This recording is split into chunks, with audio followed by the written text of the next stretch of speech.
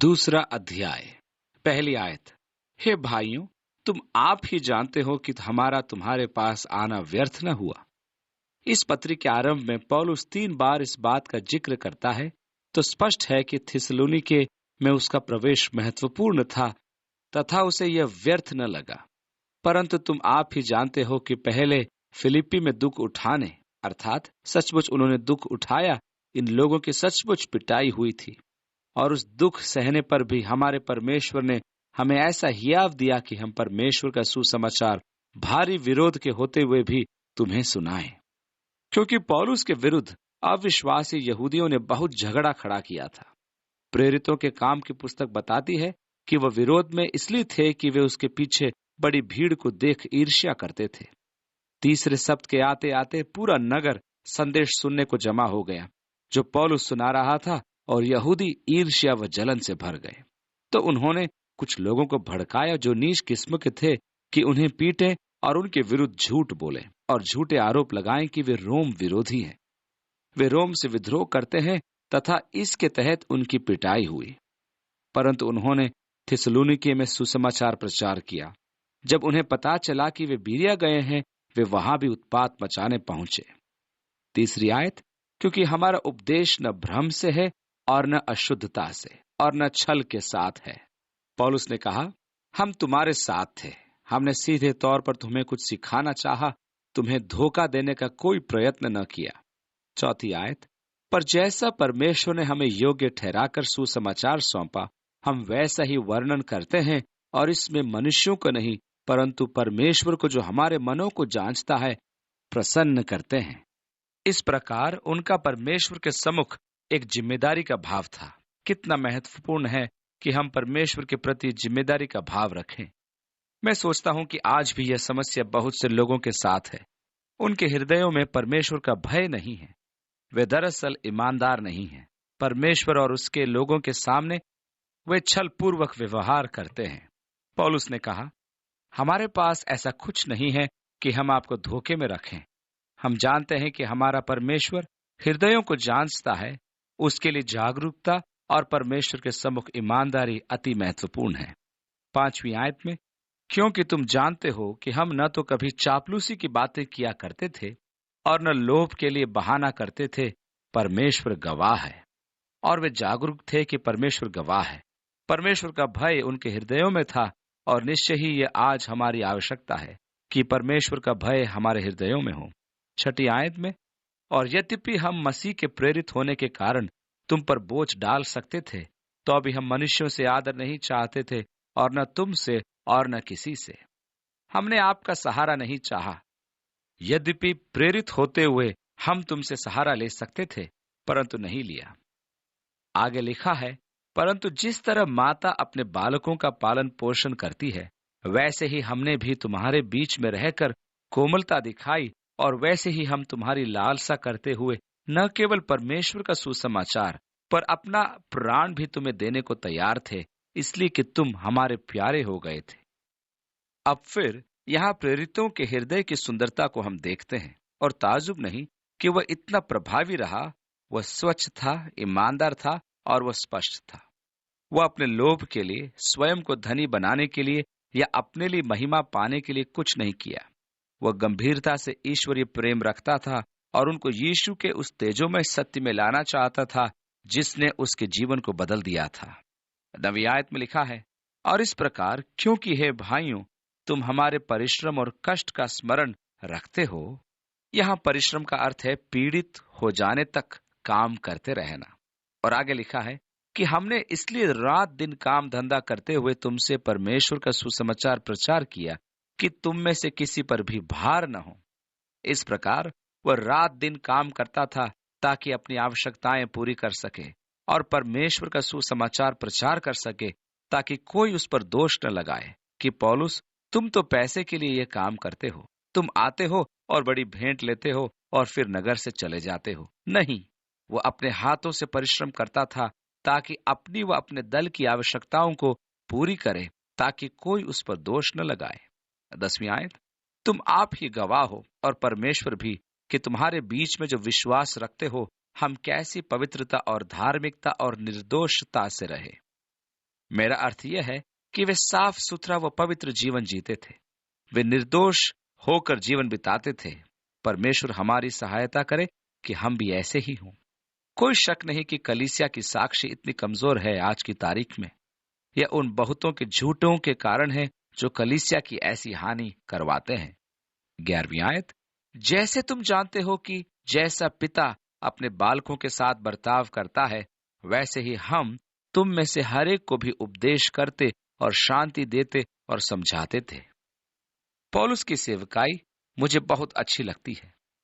ये एक सच्चे सेवक के विषय में बिल्कुल सच है, क्योंकि वह कष्ट उठाता है और अपने लोगों के बीच परिश्रम करता है, परंतु वह लोगों से महिमा नहीं चाहता। वह जो उनके साथ थका है, जैसे बच्चों की देखभाल करने वाली उसकी मां। एक पिता के समान उसने उन्हें शिक्षा दी, आदेश दिए, ढांढस बंधाया। 12वीं आयत, कि तुम्हारा चाल चलन परमेश्वर के योग्य हो, जो तुम्हें अपने राज्य और महिमा में बुलाता है। दूसरे शब्दों में, आप एक राजकुमार या राजकुमारी हैं। आप राजा की संतान हैं। इसलिए परमेश्वर के राज्य व परमेश्वर के प्रकाश के योग्य चाल चलो और उनके लिए सुंदर शिक्षा दो कि इसलिए हम भी परमेश्वर का धन्यवाद निरंतर करते हैं, जब हमारे द्वारा परमेश्वर के सुसमाचार का वचन तुम्हारे पास पहुंचा, तो तुमने उसे मनुष्यों का नहीं परंतु परमेश्वर का वचन समझकर, और यह सचमुच ऐसा ही है, ग्रहण किया, और वह तुम में जो विश्वास रखते हो प्रभावशाली है। सो उन्होंने उसे परमेश्वर के वचन के रूप में ग्रहण किया। 14वीं आयत, इसलिए कि तुम हे भाइयों परमेश्वर की उन कलीसियाओं के सभी चाल चलने लगे जो यहूदियों में मसीह यीशु में है, क्योंकि तुमने भी अपने लोगों से वैसा ही दुख पाया है जैसा उन्होंने यहूदियों से पाया था। कलीसिया इज़राइल के यहूदिया में सताव का अनुभव कर रही थी। अनेक सतावों के कारण वहां की कलीसिया बिखर गई थी। थिस्सलुनीकी में भी वैसे ही समस्याएं थी जैसी यरूशलेम की कलीसिया में थी। और आगे लिखा है, क्योंकि तुमने अपने लोगों से वैसा ही दुख पाया है जैसा उन्होंने यहूदियों से पाया था, जिन्होंने प्रभु यीशु को और भविष्यद्वक्ताओं को भी मार डाला और हमको भी सताया, और परमेश्वर उनसे प्रसन्न नहीं, और वे सब मनुष्यों का विरोध करते हैं। पौलुस यहूदियों पर उपयुक्त दोष लगाता है कि उन्होंने प्रभु यीशु को मार डाला, उन्होंने अपने भविष्यद्वक्ताओं को मार डाला, उन्होंने हमें सताया, और वे सब लोगों के विरोधी हैं। मेरे मन में एक पुस्तक लिखने का विचार है। पता नहीं मुझे कागज उपलब्ध होगा या नहीं, परंतु मैं यहूदियों को संबोधित करके एक पुस्तक लिख रहा हूं, और मैं उसके शीर्षक के विषय सोच रहा हूं, और मैं शायद उसका शीर्षक इस प्रकार रखूंगा, क्या तुम सदा उन्हें क्रूसित करते रहोगे जो तुमसे प्रेम करते हैं। यहाँ एक ऐसा समूह है जिसे शंका बिना, स्वार्थ बिना प्रेम को ग्रहण करना कठिन होता है, और इसका कारण भी है, संसार ने उनके साथ दुर्व्यवहार किया है। यदि कोई उन्हें सच्चा प्रेम दिखाता है तो वे शक करने लगते हैं और उनसे दूर होने लगते हैं। हाल ही में इजरायली प्रेस ने मुझे बदनाम किया, और ये पूर्णतः झूठ पर आधारित था। वे जो दोष मुझ पर लगा रहे थे वे बनावटी थे और गलत थे। लोग मेरे विषय में ये लिख रहे थे कि जो मैंने कभी नहीं कहा था, जो मैं कभी नहीं था और जो कभी नहीं हुआ, तो अभी किसी कारणवश मुझे इजराइल की प्रेस की ओर से बदनामी मिली। मुझ में बस एक ही कमी थी कि मुझ में इजराइल के लिए बहुत ही बड़ा प्रेम था। वे कहते थे कि तुम हमसे प्रेम क्यों करते हो, तुम हमारी सहायता क्यों करते हो, और फिर वे व्याख्या में सब गलत बातें सामने ले आए। तुम हमारे निकट इसलिए आ रहे हो कि यहाँ मिशन कार्य द्वारा हमारा परिवर्तन करो, या तुम ये सब इसलिए कर रहे हो कि तुम्हारी भविष्यवाणियां पूरी हो। व्यक्तिगत रूप से यहूदियों में प्रचार करने का मेरा बोझ किसी और जाति की तुलना में बड़ा नहीं है। मैं सोचता हूँ कि यहूदियों में प्रचार पूर्णतया परमेश्वर के हाथ में है। यदि उसने उनकी आंखों को बंद कर रखा है तो कोई भी उसे खोल नहीं सकता और उनके पर्दों को हटा नहीं सकता। इसलिए उनमें प्रचार मैंने प्रभु पर छोड़ रखा है। जो परमेश्वर ने किया उसको मैं कैसे तोड़ सकता हूँ। इजराइल की आंखों पर पर्दा तब तक पड़ा है जब तक अन्य जातियों का समय पूरा न हो। मैं अपने प्रयत्नों को ठंडा पड़ने देना नहीं चाहता। जो परमेश्वर ने किया है उसे परमेश्वर ही तोड़ेगा।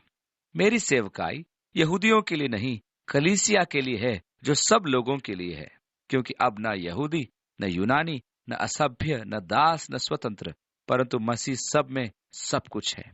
इसलिए इज़राइल से प्रेम करने में प्रचार मेरा उद्देश्य नहीं है।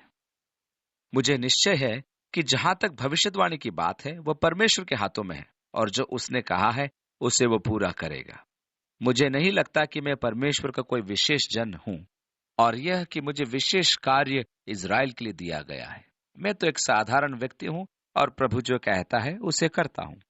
परंतु जो उनसे प्रेम करते हैं उनका विरोध करते हैं, और उनको ग्रहण करना कठिन नहीं होता। और वे अन्य जातियों से उनके उद्धार के लिए बातें करने से हमें रोकते हैं कि सदा अपने पापों का नपुआ भरते रहें, पर उन पर भयानक प्रकोप आ पहुंचा है। इस प्रकार वे लोग जिन्होंने यीशु मसीह व परमेश्वर के प्रबंध को अपने उद्धार के लिए अस्वीकार कर दिया है, अपने ऊपर परेशानियों को लाए हैं। 17वीं आयत, हे भाइयों, जब हम थोड़ी देर के लिए मन में नहीं वरन प्रकट में तुमसे अलग हो गए थे, सो हमने बड़ी लालसा के साथ तुम्हारा मुंह देखने के लिए और भी अधिक यत्न किया। इसलिए हमने, अर्थात मुझ पौलुस ने, एक बार नहीं वरन दोबारा तुम्हारे पास आना चाहा, परंतु शैतान हमें रोके रहा। भला हमारी आशा या आनंद या बड़ाई का मुकुट क्या है? क्या हमारे प्रभु यीशु मसीह के सम्मुख उसके आने के समय तुम ही न होंगे? क्या यह हमारी आशा नहीं? क्या यह हमारी आनंद नहीं? क्या यह मेरी सेवकाई का मुकुट नहीं कि जब प्रभु आता है तो आप भी वहां होंगे, और अब भी तुम उससे संगति करते हो, तो यह आनंद है, यह हमारी सेवकाई का मुकुट है। यूहन्ना ने अपनी पत्री में लिखा, इससे बड़ा आनंद मेरे लिए और कुछ नहीं कि मेरी संतान सत्य पर चले। इसलिए सेवक के लिए सच्चा आनंद, सच्ची आशा, सच्चा प्रतिफल, सेवकाई का मुकुट उन लोगों के जीवन में है जो परमेश्वर के वचन के द्वारा बदले गए हैं और अब मसीह में उसके राज्य में होने की आशा रखते हैं। और हमारा आनंद तब पूरा होगा जब हम वहां एक साथ मेमने के सिंहासन के सामने बैठेंगे, एक साथ आराधना करेंगे और चारों ओर देखेंगे और उनको देखेंगे जिनको प्रभु हमारे जीवन में लाया, ताकि हम उसके प्रेम व सत्य से उनको प्रभावित कर सके। और फिर उस दिन हमें प्रतिफल भी मिलेगा। पौलुस ने कहा, यही मेरा आनंद है, ये मेरी आशा है, ये मेरी सेवकाई का मुकुट है। तुम प्रभु के आने पर उसकी उपस्थिति में होंगे। 20वीं आयत, हमारी बढ़ाई और आनंद तुम ही हो।